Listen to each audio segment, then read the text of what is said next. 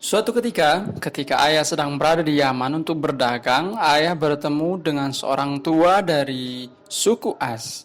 Orang tua ramah ini banyak membaca buku, mengetahui Taurat dan Injil, bisa berbicara bahasa yang berbeda-beda. Dia berkata, "Wahai pedagang muda, apakah kau dari masyarakat haram?" Tanyanya di pasar. Ayah menjawab, "Iya." Langsung orang tua itu menanyai asal-usul ayah. Setelah tahu bahwa ayah dari keluarga Bani Tamim yang dikenal dermawan dan hakim untuk memecahkan masalah perselisihan antar keluarga, orang tua itu menggandeng lengannya. Ia memberi isyarat agar ayah menjadi tamu di rumahnya.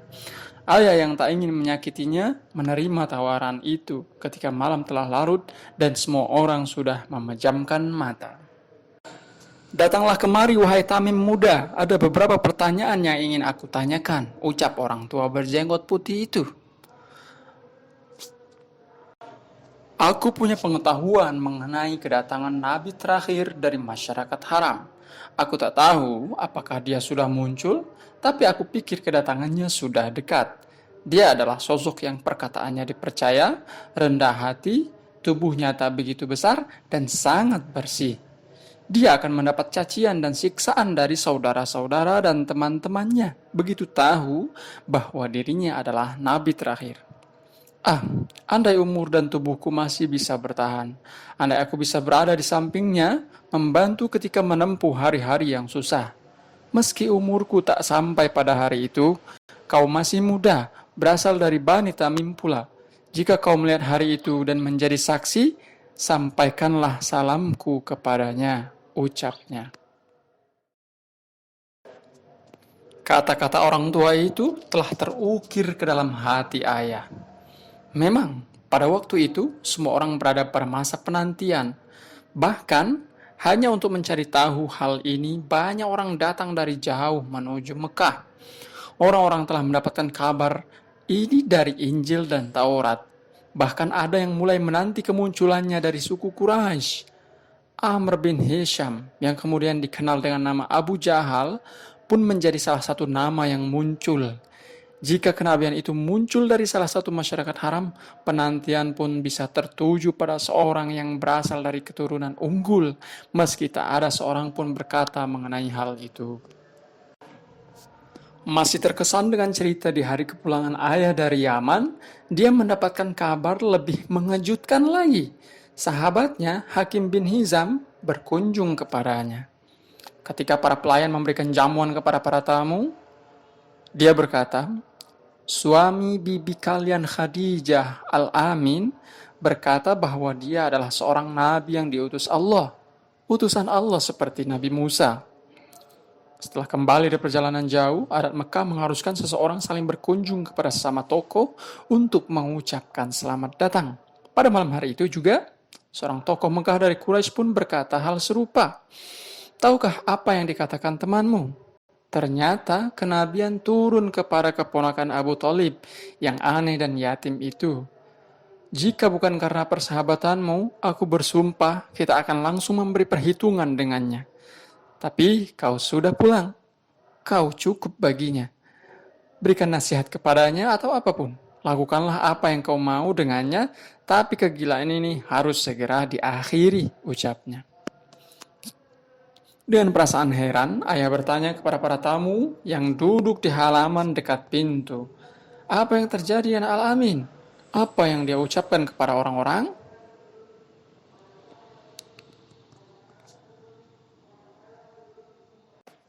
Dia duduk di Ka'bah dan berkata bahwa tak ada Tuhan selain Allah.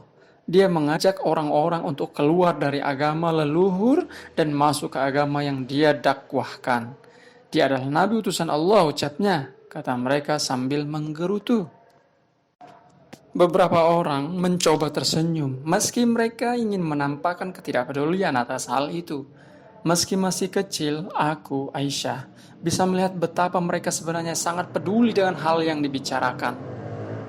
Jika ini merupakan suatu hal yang bisa dipecahkan dengan tawa dan senyuman, mengapa mereka datang kepada ayah? Di samping itu, mereka ingin ayah menjadi perantara.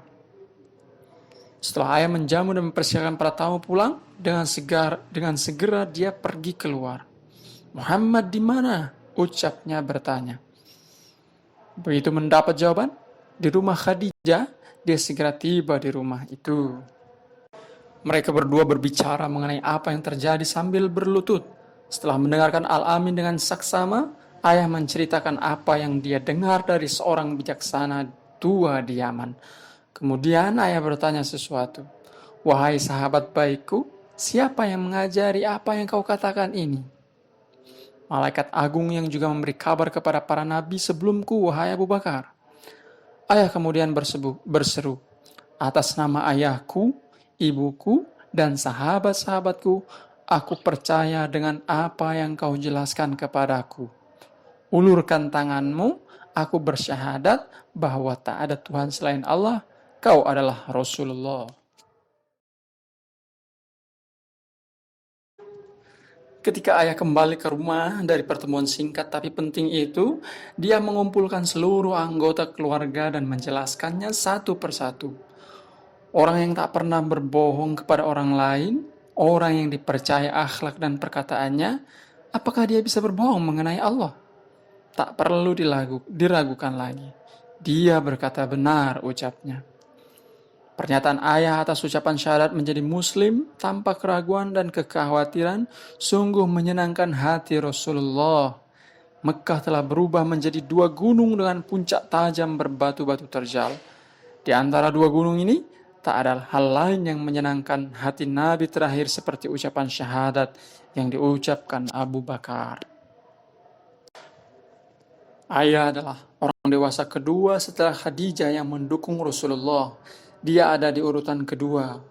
Urutan kedua ini juga menjadi tanda kesetiaan, merupakan kebanggaan dan kehormatan bagi ayah di sepanjang hidupnya. Seluruh anggota keluargaku mengikuti jejak ayah, kecuali kakekku, Abu Khuwafa. Rasulullah memberikan julukan kepada ayah Asy-Siddiq atas keimanannya yang bersih, tanpa keraguan, kesetiaan, dan perkataannya yang jujur. Sementara itu, julukan Atik juga diberikan Rasulullah, bermakna seseorang yang terbebas dari azab neraka. Sepengetahuanku, ayah adalah orang yang setia kepada Rasulullah.